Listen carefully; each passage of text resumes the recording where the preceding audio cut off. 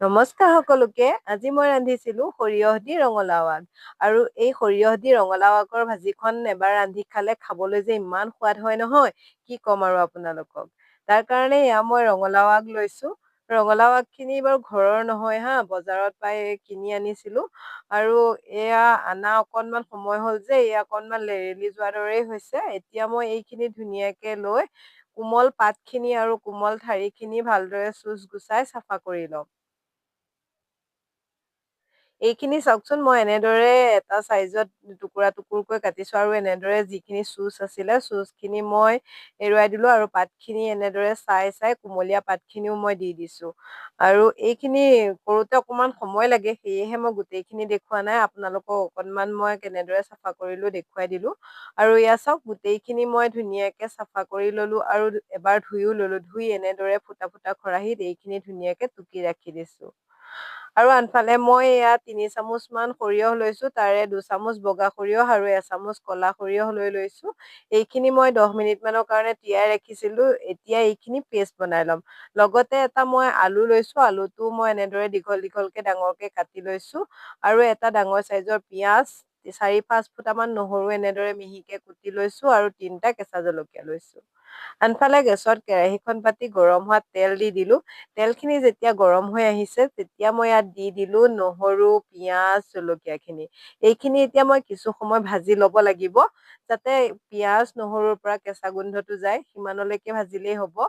এইখিনি অকনমান সময় ভাজি লোৱাৰ পিছত এতিয়া ইয়াত মই দি দিলো সোৱাদ অনুসৰি নিমখ আৰু হালধি।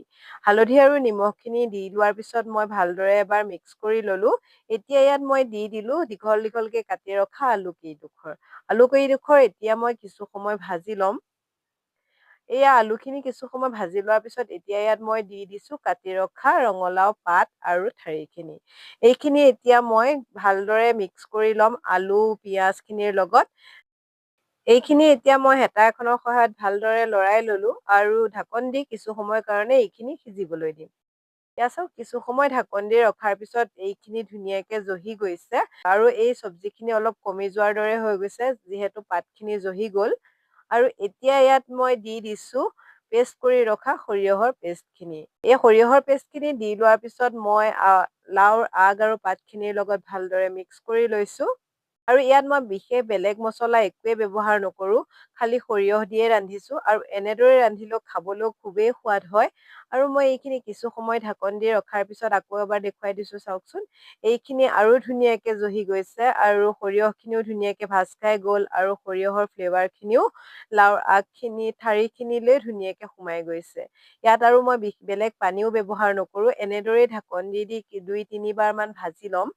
এনেকে কৰিলেই হৈ যাব। যেতিয়া আলুখিনি আৰু ঠাৰিখিনি ধুনীয়াকে সিজি যাব, তেতিয়াই আমাৰ এই লাও আগৰ চব্জিখন ৰেডি হৈ যাব।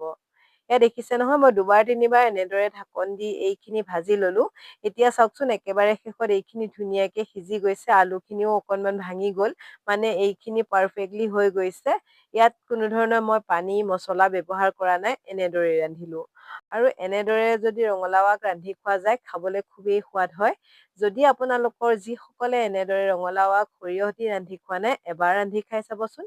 শেষত মোৰ আজি সৰিয়হ দি ৰন্ধা ৰঙালাও আগৰ ৰেচিপিটো কেনে পালে কমেণ্ট এটা কৰি জনাবলৈ নাপাহৰিব। যদি ভাল পালে লাইক, কমেণ্ট আৰু শ্বেয়াৰ কৰি দিব। যিসকলে প্ৰথমবাৰৰ বাবে মোৰ চেনেলটো চাইছে, প্লিজ চেনেলটো ছাবস্ক্ৰাইব কৰি ল'ব। আকৌ লগ পাম নতুন এটা ৰেচিপি ভিডিঅ'ৰ সৈতে। তেতিয়ালৈকে ভালে থাকক, সুস্থ থাকক। আজিলৈ বাই বাই।